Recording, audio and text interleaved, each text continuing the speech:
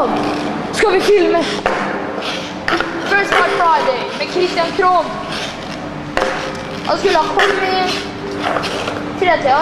Klokka begynner å nærme seg tre nå, så jeg tror bussen hans ikke halv tre. Så jeg tror han kommer snart nå.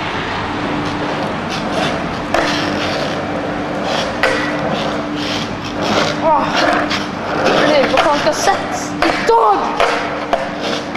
Blir det noe random triks da. Sånn som jeg skal begynne å ta backside big spin birthday som det første.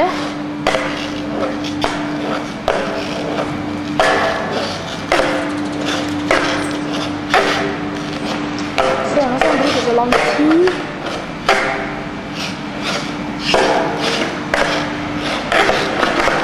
What's taking so long? It's Christian! Backside big. Det er helvete sur. Backside big. Backside big. Skal jeg gjøre det first try? Ja, first try. First try. Nå skal Christian gjøre backside big.